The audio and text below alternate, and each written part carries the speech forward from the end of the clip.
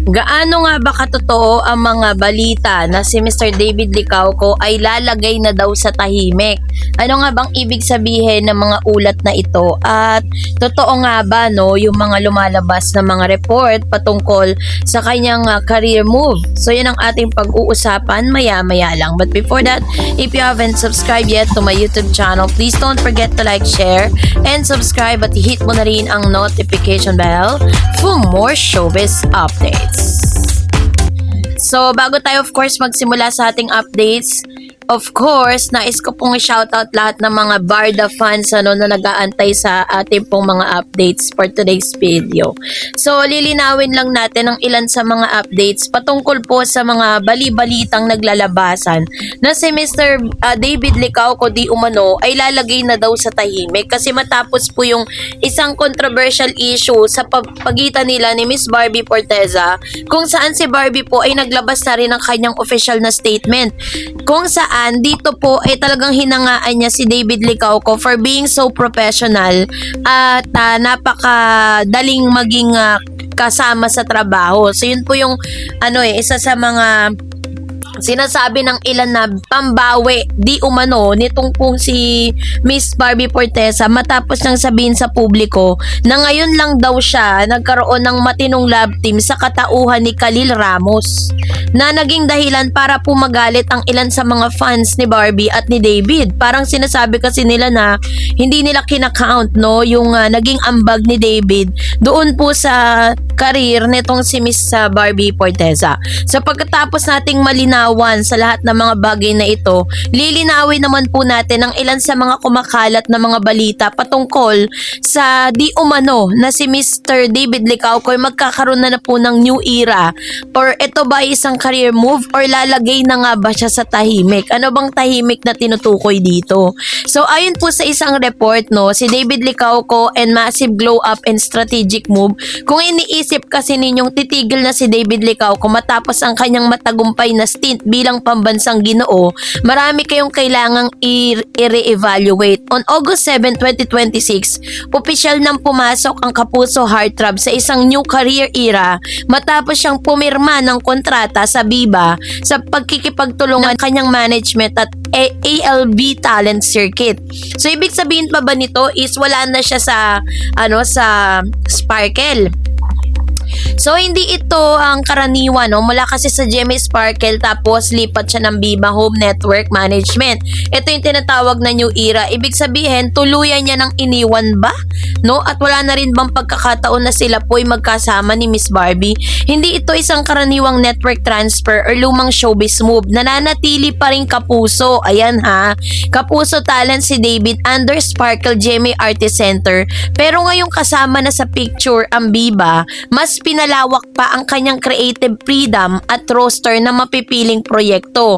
Ibig sabihin lang po nito, sa madaling salita, si David is officially in his mindful, strategic, and unstoppable era.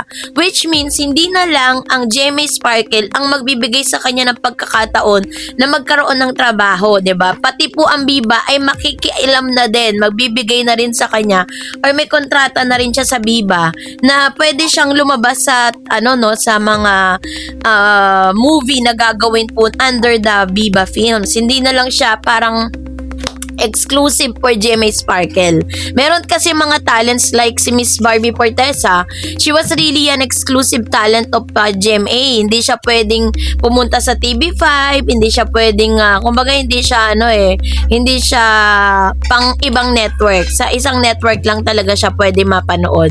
So, ang maganda lang dito is napalawak yung network na meron po si David, Mas marami siyang opportunity, mas marami siyang chance na makatrabaho pa, 'di ba? So, at yung key highlights at breakdown ng presscon, ano-ano nga ba ang mga ibinunyag ni David saan man sa mga naganap na press conference? Itong comprehensive breakdown ng kanyang mga payag, vision at mga parating na projects. Sino nga ba ang magli-lead? Maganda ba ang kwento? Magkano talent fee? May tatak ba sa audience? Focus sa popularity, focus sa versatility at growth. So, ang story over labels, ang pagbabango ng mindset sa kanyang pakikipag-usap sa media, napaka-iral sa pagiging tapat at transparent ni David. Inamin ng aktor na nung nagsisimula pa lamang siya, ang kanyang mga pangunahing tanong sa bawat project ay medyo practical. Ako ba ang leading? Ako ba lead dyan? Magkano ang talent fee? Pero ngayong may sapat na siyang karanasan sa industriya, mas nagbago ang kanyang mga priorities. Focus siya sa script at narrative. Hindi na usapin kung lead role o supporting role ang gagampanan. Ang pinakamahalaga sa kanya ngayon ay kung maganda at kapupulutan ba ng aral ang kwento. Aba, ito po yung isa sa mga ibig sabihin na parang nagmamature na ang isang David Licauco. Hindi na lang siya nakafocus sa pera, no, na kung magkano yung kikitain niya doon, but mas gusto niyang mag-dig in kung ano ba talaga yung may aambag niya, no, doon po sa kanyang gagawin. And this time, mas gusto niya na may proyektong mag-iiwan ng matinding marka sa mga manonood. And ayaw niyang makulong sa isang archetype or leading man label lang. Ang layunin niya ay mag-improve ang maging mausay na aktor sa bawat project. And of course, syempre, yung kanyang dream role is yung pagiging K-drama adaptation and Itaewon Class vibe. Isa sa mga pinaka-pinag-uusapang payag ni David ay ang kanyang kagustuhang magbida-bida bida-bida talaga sa isang Korean drama adaptation. Sabi niya, habang bata pa siya, ramdam pa niya ang youth energy. Gusto niyang i-maximize yung paggawa ng mga romantic love at drama projects. Nang tanungin kung anong particular character ang gusto niyang gampanan, binanggit niya ang iconic character ni si Park So-royi na ginampanan ni Park So-joon mula sa hit series na Itaewon Class. So bakit nga ba itong Korean actor yung gusto niya? Kasi nakaka-relate daw siya dun sa journey na tinahak ni Park So-royi na nagmula din sa wala at unti-unting nagsumikap para magtagumpay sa buhay at sa negosyo. So sa kanyang personal connection, dahil isa rin sa mga aktibong entrepreneur at businessman si David, sa totoong buhay naramdaman niya ang malalim na connection sa kwento ng determinasyon at pagsusumikap ng karakter. Yung tinatawag na The Grand Partnership. Paano gumagana ang GMA at ALV x Viva Alliance? Marami sa mga fans na nagtanong, aalis na ba si David sa GMA? Ang maikling sagot, hindi. Inilinaw ni David at ng kanyang mga kinatawan na buo pa rin ang kanyang suporta sa kontrata ng GMA Sparkle. Ang kanyang unang inanunsyong proyekto sa ilalim ng Studio Viva ay isang digital series sa Viva One. Nagpaalam siya ng maayos sa GMA management at naging positibo naman ang pagtanggap at pahintulot sa kanya para gawin ito. Kaya naman talagang saan nga ba ginanap yung signing? Dumalo sa opisyal na pagtitipon sina Arnold Vecavria or ALV Talent Circuit Founder at Valerie Del Rosario or Studio Viva President and COO at Vincent Del Rosario or Viva Communication Incorporated President and COO. Ibinunyag din ng pamunuan na kapag naging matagumpay ang digital series, napakalaki ng chance ang magkaroon ng tripartite film collaborating sa pagitan ng GMA, ALV at Viva sa hinaharap. And bakit nga ba naging absolute green flag ang move si David? Sa mata kasi ng Gen Z audience at netizen, ang ginawang hakbang na ito ni David Licauco ay nagpapakita ng isang mahalagang katangian. Pinapakita nito that David has a grounded realness. Wala siyang ego, just growth. Yun lang yung gusto niya. Inamin ni David na sa nakakaramdam din siya ng kaba sa tuwing may malalaking opportunity na dumarating. Sinabi niyang pilit niyang pinapanatili ang kanyang sarili na maging in the moment para hindi ma-overwhelm ang pressure.